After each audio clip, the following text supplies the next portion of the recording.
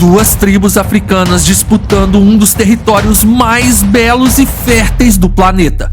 Estamos falando da cratera de Ngorongoro. As batalhas se desenrolaram de muitas formas, e para vencer, predadores foram usados como armas, já que a força da natureza pode ser uma boa aliada revestida de poder e fúria. Apenas o som do vento e o farfalhar das folhas testemunhavam os momentos de calma que precediam o caos. Em uma época onde a tecnologia era inexistente, os recursos naturais valiam mais do que a própria vida, e para dominá-los, apenas uma das tribos poderia permanecer de pé. Os Datogos, em sua busca por vantagem sobre os Maasai, recorreram a uma tática de guerra que seria lembrada por gerações: o uso de predadores selvagens como armas de terror. Leões e leopardos, criaturas majestosas que reinavam soberanas na savana, foram transformados em táticas de destruição em massa. Mantidos em cativeiro, famintos e enfurecidos, esses predadores foram libertados nas proximidades das aldeias inimigas para devorar quem cruzasse seu caminho. Mas isso não seria capaz de parar o crescimento da tribo mais famosa da África, os Maasais. Atualmente, a reserva ambiental e as ONGs de conservação instaladas nas proximidades de Ngorongoro não conservam apenas a fauna local, mas também as histórias que fizeram daquelas terras um lugar tão rico em cultura graças a remanescentes de um passado letal. Então deixe seu like e vem comigo desvendar tudo o que ocorreu na Batalha de Ngorongoro. A cratera de Ngorongoro, com suas bordas elevadas e vales profundos, é uma das maravilhas naturais mais espetaculares da África. Situada no norte da Tanzânia, não muito longe da fronteira com o Quênia e conectada ao famoso Serengeti, essa caldeira vulcânica é um microcosmo de vida selvagem, um ecossistema que permaneceu quase intocado pelo homem. Para entender a magnitude do conflito que emergiu nessas terras no século XIX, é essencial primeiro apreciar a geografia impressionante de Ngorongoro, afinal, é ela que estava sendo disputada.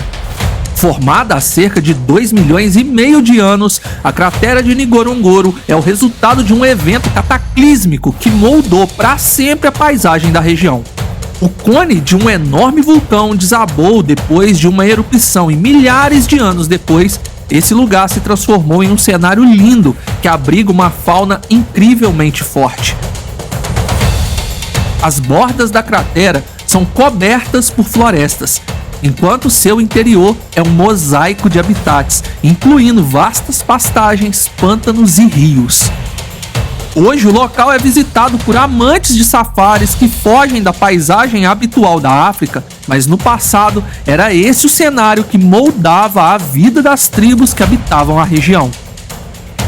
Entre as tribos que chamavam a cratera de Ngorongoro de lar, duas se destacavam, pela sua influência e poder, é claro: os Maasai e os Datogos. Os Maasai, conhecidos por sua coragem e habilidades como pastores de gado, mas também por serem guerreiros e ótimos rastreadores, habitavam as bordas e as planícies ao redor da cratera. Eles viviam em harmonia com a natureza, reverenciando o gado como uma de suas principais fontes de sustento e símbolo de riqueza. Seus costumes eram profundamente enraizados na tradição, e eles mantinham uma relação simbiótica com a terra que habitavam. Os Datogos, por outro lado, tinham uma cultura de dominação. Eles eram conhecidos por subjugarem tribos menores e incorporarem suas terras e recursos. Sua sociedade era organizada de maneira rígida e quase militar, com um sistema de castas que determinava o papel de cada indivíduo e castigos rigorosos para quem desobedecesse às regras. Dizem que os Datogos eram cruéis e que alguns deles tinham hábitos canibais, uma prática que aterrorizava seus vizinhos e contribuía para sua reputação de implacabilidade. Esse evento histórico remonta ao início do século XIX, Por volta de 1801 a 1810, quando a pressão sobre os recursos naturais e a busca por territórios férteis intensificaram os conflitos entre as tribos. Durante anos, os Maasai e os Datogos viveram em relativa paz, separados pela vastidão da cratera e suas fronteiras naturais. No entanto, o destino mudou quando uma série de secas severas forçou ambas as tribos a expandirem seus territórios em busca de água e pastagens. O primeiro confronto entre os Maasai e os Datogos ocorreu em um período de extrema escassez. Os Maasai, liderados por um chefe, avançaram em direção às áreas centrais da cratera, onde os Datogos, sob a liderança de quase que um general, já haviam estabelecido sua presença no local e não pensavam em dividir seu espaço. A princípio, o encontro entre as duas tribos foi marcado por uma tentativa de negociação.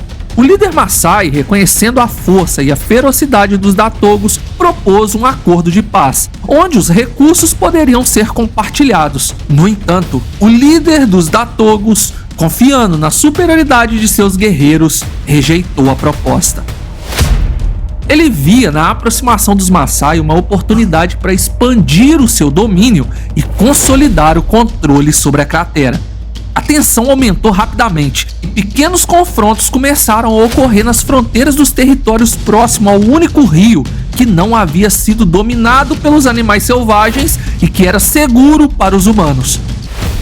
Os Datogos, com seu histórico de agressão e subjugação, atacavam vilarejos Maasai levando caos e destruição. As incursões eram rápidas e brutais, com os guerreiros Datogos usando táticas de guerrilha para desestabilizar e enfraquecer os Maasai. Em resposta, os Maasai, conhecidos por sua destreza em combate e coragem inabalável, organizaram uma série de defesas e contra-ataques. A situação deteriorou-se rapidamente, culminando em um confronto direto entre os dois líderes. Após se encontrarem para uma tentativa de negociação, as coisas saíram do controle e eles se enfrentaram em uma batalha decisiva nas margens do rio tão disputado. Apesar da sua bravura, os Maasai foram superados pela ferocidade e número dos guerreiros Datogos. O líder Maasai foi gravemente ferido e os Maasai foram forçados a recuar. A vitória inicial dos Datogos foi um golpe devastador para os Maasai.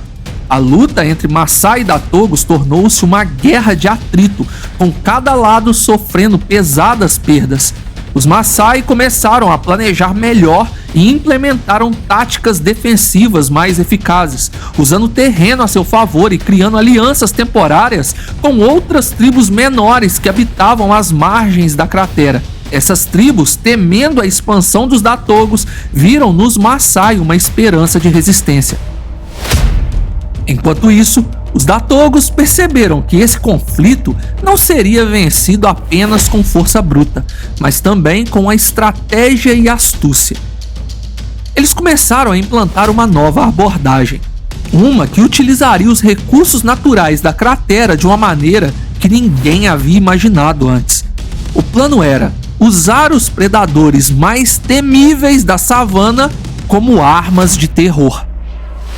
A captura e o manejo de leões e leopardos exigiam uma combinação de coragem, habilidade e crueldade. Os Datogos, experientes em técnicas de caça e subjugação, montaram armadilhas cuidadosamente planejadas nas proximidades das rotas migratórias desses grandes felinos. Usando armadilhas feitas de galhos grossos e espinhos, eles conseguiam capturar os animais sem feri-los fatalmente, garantindo que estivessem suficientemente fortes para os propósitos futuros.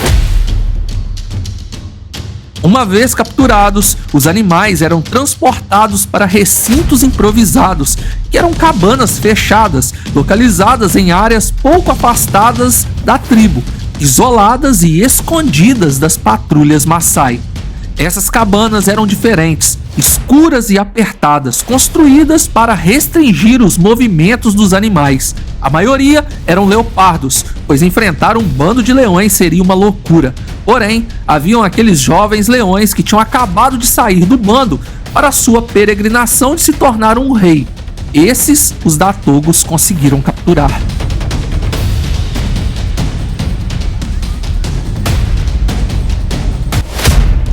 Durante dias, os predadores eram mantidos sem comida.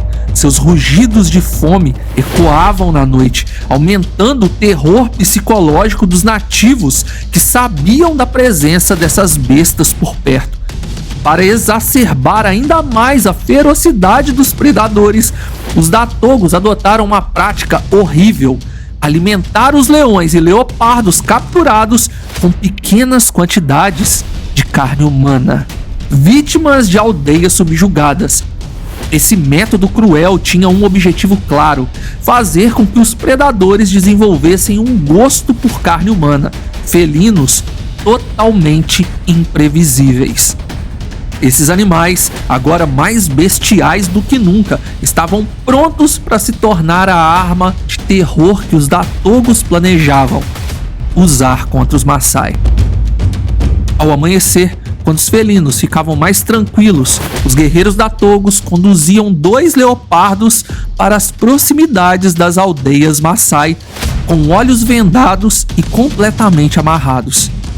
Os Datogos, escolhendo locais estratégicos onde o impacto seria maior, esperavam os homens Maasai estarem ocupados em seus afazeres e então libertavam os leopardos famintos, direcionando-os com um rastro de carne até as aldeias Maasai que estavam concentradas em seus afazeres. O terror que se seguiu foi inevitável. Os primeiros sinais de um ataque eram os gritos das vítimas, em sua maioria crianças que estavam em seu momento de lazer enquanto os adultos trabalhavam nas plantações. Idosos também foram atacados. Os Maasai foram pegos de surpresa e, quando ouviram os sons de seu povo pedindo por ajuda, correram para casa. Porém, ao chegarem lá, a carnificina já havia sido feita. As gerações futuras estavam gravemente feridas e alguns perderam a vida juntamente com os idosos. Eles precisaram abater os leopardos e pensaram que tudo não havia passado de um acidente. Porém, ao recolher os corpos dos felinos, notaram marcas de cativeiro e se deram conta que a cena de horror foi planejada por seus inimigos. A revolta começou a inflamar o coração dos Maasai. Porém, o pior ainda estava por vir. A estratégia dos Datogos estava funcionando. A cada ataque, os Maasai eram forçados a recuar e suas forças estavam sendo progressivamente desgastadas pela perda de vidas e pela constante ameaça dos predadores que começaram a serem usados até mesmo nas batalhas. O leão foi solto à noite e acabou abatendo um dos guerreiros Maasai que estava de guarda naquele dia. No entanto, a resiliência dos Maasai não podia ser subestimada. Juntos, eles começaram a formular uma resposta à ameaça inusitada. Entendendo que precisavam de uma defesa eficaz contra os ataques de leões e leopardos, os Maasai desenvolveram uma estratégia que utilizava a própria natureza para sua proteção. Inspirados pela ideia de usar animais para desviar a atenção dos predadores, os Maasai começaram a capturar herbívoros como zebras e antílopes que eram abundantes na região. Esses animais inofensivos eram mantidos presos nas estradas da aldeia. A ideia era simples, mas eficaz. Os herbívoros capturados serviriam como isca, atraindo os predadores famintos como sendo a primeira opção de ataque. A tribo não ficava mais sem a vigilância dos seus guerreiros nem durante o dia, e isso acabou com o plano dos Datogos. A batalha estava ganha, mas a guerra ainda não. O uso de predadores famintos como armas continuava a ser usado em conflitos no meio da savana que ocorriam entre as tribos. Porém, os predadores atacavam membros dos Maasais e dos Datogos. Não teve outra forma a não ser abandonar essa estratégia, pois ela estava gerando baixas em ambos os lados. Enquanto a guerra continuava, as histórias de terror e bravura se espalhavam pela região. Os Maasai tornaram-se símbolos de resistência, enquanto os Datogos, embora ainda temidos, começavam a perceber que sua vitória não seria tão fácil quanto imaginavam. A luta pela cratera de Ngorongoro tornava-se cada vez mais intensa, e o destino de ambas as tribos estava pendurado na balança de um conflito que desafiava as leis da natureza. Os Maasai perceberam que para vencer os Datogos não podiam depender apenas de defesa passiva. Precisavam levar a luta ao território inimigo e desmantelar a base de poder dos Datogos. Com a ajuda de tribos aliadas, os Maasai começaram a planejar uma série de ataques coordenados nas aldeias da Togo, usando a inteligência e o conhecimento do terreno a seu favor. Os Maasai, com sua habilidade natural de se mover rapidamente pelo terreno acidentado, lançaram ataques surpresas contra as posições da Togos bem no meio da noite, onde a fuga para a savana era absolutamente perigosa, pois era o horário em que os leões estariam em plena atividade. Quem fugisse sem planejamento poderia perder sua vida para o rei da selva. A aldeia da Togo, que antes se sentia segura, foi pega de surpresa. Os Maasai e as tribos aliadas mostraram-se implacáveis em sua busca pela vitória. O clímax da guerra ocorreu quando os Maasai conseguiram capturar o líder dos Datogos, que, quando ameaçado de perder a vida, mostrou que só pensava em si mesmo e ordenou que os guerreiros Datogo se rendessem. Os Maasai deram fim na maioria dos seus inimigos, inclusive no líder. Os guerreiros que juraram arrependimento puderam escolher entre ir embora da cratera de Ngorongoro ou abandonar totalmente o costume da Togo, fundando uma nova cultura ou se aliando a alguma tribo menor. Alguns se foram, outros permaneceram e fizeram de tudo para se redimir. A vitória dos Maasai foi um momento de grande celebração, mas também de reflexão. Eles haviam superado uma ameaça formidável e assegurado a sobrevivência de seu povo e sua cultura, além de tribos menores que viviam ali. No entanto, as batalhas deixaram cicatrizes profundas e o preço da vitória foi alto. Muitos guerreiros haviam caído e as aldeias estavam devastadas. O nome Ngorongoro surgiu desse período tumultuado. Dizem que o nome foi dado em homenagem a um Maasai ancião que cuidava do gado, enquanto os guerreiros batalhavam pela aldeia, pois Ngorongoro quer dizer sino de vaca na língua Maasai. O gado é considerado um presente dos deuses pelos Maasai, e homenagear um homem que cuidava de seu bem mais precioso enquanto os mais jovens estavam em guerra era algo que pode realmente ter acontecido, porém a origem do nome Ngorongoro ainda não é certa. Outra fonte diz que Ngorongoro na verdade faz menção aos gritos de guerra dos homens Maasai quando atacavam o inimigo. Hoje, apenas os Maasai permanecem na região de Ngorongoro, mas sua cultura e modo de vida evoluíram significativamente. A vida nômade e as tradições antigas deram lugar a um estilo de vida mais sedentário, influenciado pelas forças econômicas e sociais contemporâneas. Muitos Maasai agora vivem em vilarejos permanentes e suas práticas de pastoreio foram modernizadas, além de se aliarem a reservas de conservação para ajudarem na árdua tarefa de proteger a natureza local. Enquanto a cratera de Ngorongoro permanece como um dos lugares mais fascinantes e belos da África, suas histórias de coragem e resistência ecoam através das gerações. Os Maasai continuam a ser os guardiões dessa terra, honrando as memórias de seus ancestrais e garantindo que o legado de Ngorongoro seja preservado para as futuras gerações. Deixe seu like e se inscreva, é totalmente de graça e nos ajuda muito. Obrigado por assistir, fui!